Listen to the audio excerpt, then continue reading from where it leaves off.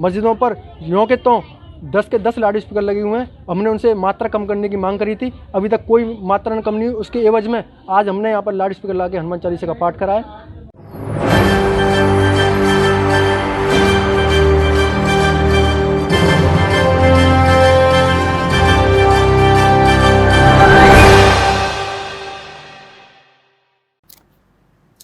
मजहब नहीं सिखाता आपस में बैर रखना, हिंदी है हम वतन के हिंदुस्तान हमारा।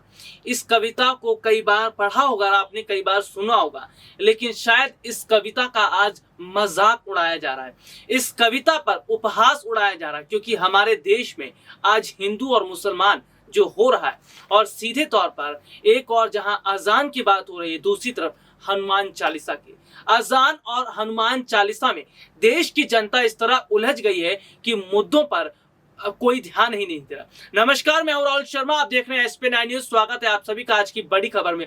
और बड़ी खबर यही है कि अजान और हनुमान चालीसा को लेकर अब बवाल छिड़ गया है। जी हाँ, क्या हो रहा है हमारे देश को? हमारा देश ऐसा तो नहीं था। हमारे देश में सबको एक समान अधिकार दिया गया है। हिंदू, मुस्लिम, सिख, ईसाई आपस में है भाई भाई, और यही मिसाल आज टूटती नजर आ रही है। जी हाँ, JNU के बाहर लगना शुरू हो गए हैं वो बड़े बड़े बोर्ड जिनमें भगवा हिंदू लिखा जा रहा है, वो बड़े बड़े बोर्ड जिनमें सीधे तौर पर हिंदुत्व को लेकर बात कही जा रही है, और सरकार चुप है। यही नहीं, उत्तर प्रदेश में भी इस तरह के हाल हैं, और साफ तौर पर अब तो मस्जिदों के सामने हनुमान चालीसा जोर जोर से बजाया जाना शुरू हो चुका है, लेकिन बीजेपी चुप है। क्या बीजेपी जानबूझकर हिंदू और मुसलमान करना चाहती है? और आखिरकार ऐसा करके क्या साबित करना चाहती है बीजेपी?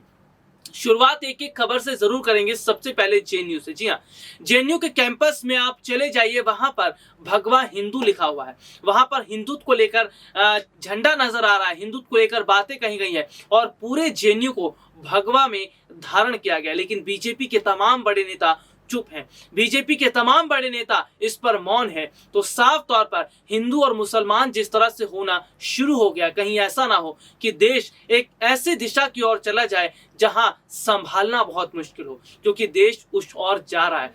देश में जिस तरह की चिंगारी उठ रही है, ये चिंगारी कहीं शोला बनकर ना धधकनी शुरू हो जाए, इस पर बीजेपी के नेताओं को ध्यान देना होगा, क्योंकि जनता जिस तरह हिंदू मुसलमान कर रही है, कहीं ऐसा ना हो लोगों के दिलों में वो नफरत पनप जाए जो इतने वर्षों में कभी पनपी नहीं थी। JNU की शुरुआत हमने की थी, JNU से कुछ तस्वीरें, वीडियोस हमारे पास सामने आए, वो दिखाते हैं कि कैसे JNU कैंपस में पूरी तरफ, हर तरफ भगवा ही भगवा नजर आ रहा है, और किस तरह से हिंदुत्व को लेकर बात कही जा रही है।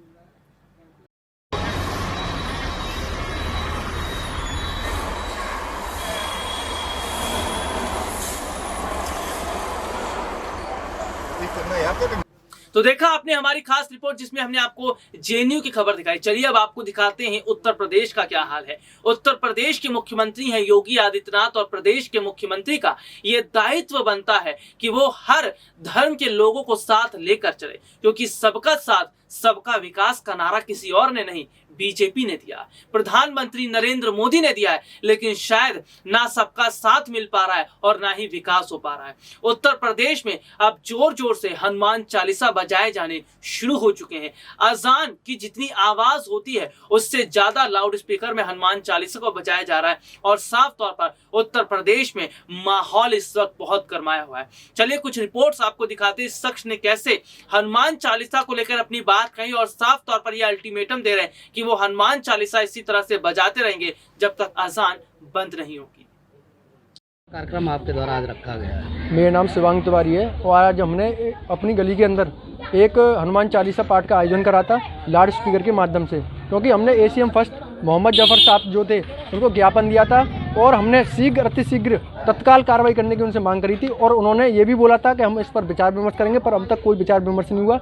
मस्जिदों पर यों के तो 10 के 10 लाउड स्पीकर लगे हुए हैं। हमने उनसे मात्रा कम करने की मांग करी थी, अभी तक कोई मात्रा कम नहीं हुई। उसके एवज में आज हमने यहाँ पर लाउड स्पीकर ला के हनुमान चालीसा का पाठ कराया। तो आगे क्या प्रोग्राम है? आगे हमारा प्रोग्राम है, हमारे जो बड़े भाई हैं प्रदेश मंत्री, पूर्व प्रदेश मंत्री अखिल भारतीय विद्यार्थी परिषद के CT चौधरी, उनके साथ मिलकर शहर के प्रत्येक चौराहों पर लाउड स्पीकर लगाने का कार्य करेंगे। टाइम क्या रखा है इसका? टाइम हमने शाम को 5 बजे, सुबह 5 बजे रखा है। क्यों चुना है 5 बजे? हमने इसलिए चुना है क्योंकि शाम को 5 बजे इनकी अजान होती है, इसी टाइम हमारा हनुमान चालीसा हुआ। क्या दिक्कत है? साउंड क्या ज़्यादा रहेगी, उनसे डबल रहेगी? उनसे डबल। तो देखा आपने हमारी खास रिपोर्ट, और दोनों तस्वीरों में बहुत कुछ दिखता नजर आ रहा है। इस देश में जो माहौल है, इसको देखकर बीजेपी का चुप रहना, बीजेपी का शांत रहना कतई सही नहीं है। क्योंकि बीजेपी अगर शांत रहेगी, पार्टी के बड़े नेता शांत रहेंगे, तो शायद पूरा देश एक ऐसे आग के गोले में समा जाएगा जिसकी कल्पना किसी ने नहीं की थी। हमारे देश को आजाद हुए काफी वर्ष हो चुके हैं। 15 अगस्त 1947 को हमारा देश आजाद हुआ, लेकिन तब से लेकर 2014 से पहले तक की अगर बात कर लें, हमारे देश में हिंदू मुसलमान नहीं हो रहा था। लेकिन 2014 के बाद से तस्वीर बदलनी शुरू हो चुकी है, और जो तस्वीर बदल रही है, ये तस्वीर किसी भी लिहाज से सही नहीं है। इसमें केवल और केवल हिंसा दिखाई दे रही है, जो केवल हर परिवार को लेकर उजाड़ देगी, हर परिवार को कहीं ना कहीं ऐसे जगह ले जाएगी जो बहुत बड़े हद तक अलग ही होता नजर आएगा। यानी कि हिंदू और मुसलमान अगर दोनों का गुस्सा भड़क जाता है, तो शायद पूरा देश दंगे की आग में झुलस जाएगा और लोगों का बहुत बड़ा नुकसान होगा। हालांकि SPN 9 न्यूज और मैं खुद लोगों से अपील करना चाहूंगा कि देखिए, हिंदू मुस्लिम में ना फंसिए, क्योंकि हिंदू भी इसी देश का हिस्सा है, मुसलमान भी इसी देश का हिस्सा है। और कविताओं की शुरुआत मैंने कर ही दी थी, और मैं दोबारा कहना चाहूंगा, हिंदू मुस्लिम सिख ईसाई आपस में है भाई भाई। हमने देखा है, स्कूल है, कॉलेजेस हैं, जहां पर हमने पढ़ाइयाँ की हैं। इसके साथ ही हमने जगह जगह काम भी किया है। देखिए, हर जगह हम देखते हैं, मेट्रो हो, बस हो, या हम लोग ट्रांसपोर्ट का इस्तेमाल करते हैं एक जगह से दूसरी जगह आने के लिए, हम ये नहीं देखते कि वो मुसलमान है या वो हिंदू है। हम हर जगह बैठते हैं, हम हर जगह जो है एक दूसरे के साथ उठते बैठते हैं, बातचीत करते हैं। तो यही सद्भावना लोगों के अंदर रखनी है, इसी ध्यान से, सावधानी से लोगों को काम करना है, ताकि देश में वो माहौल ना बन जाए जिसकी स्थिति अभी से देखती नजर आ रही है। बीजेपी का शांत रहना, यानी कि बीजेपी खुद जिस तरह से चीजों को बढ़ावा दे रही है, और राज ठाकरे के बयान से तो साफ तौर पर माना जा रहा है कि कहीं ना कहीं बीजेपी राज ठाकरे को बड़ा समर्थन कर रही है। राज ठाकरे जैसे नेता बयान देकर केवल अपनी राजनीतिक रोटी सेकने की कोशिश कर रहे हैं, लेकिन दंगे की आग में कोई जो झुलसेगा वो आम शख्स होगा। जी हाँ, वो आम आदमी होगा, वो आम लोग होंगे, उनकी आम जिंदगियां होंगी। जो लोग आज जिस तरह से उनके दिलों में नफरत फैलती नजर आ रही है, तो लोगों को बहुत सोच समझकर काम करने की जरूरत है, लोगों को सावधानी से रहने की जरूरत है, और ऐसे नेताओं की तरफ ध्यान देने की जरूरत भी नहीं है जो नेता केवल और केवल आग फैलाने का काम कर रहे हैं, अशांति फैलाने का काम कर रहे हैं, और देश के माहौल को बिगाड़ने का काम कर रहे हैं। आज के लिए इतना ही। आपसे फिर दोबारा मुलाकात होगी, तब तक के लिए मुझे इजाजत दीजिए।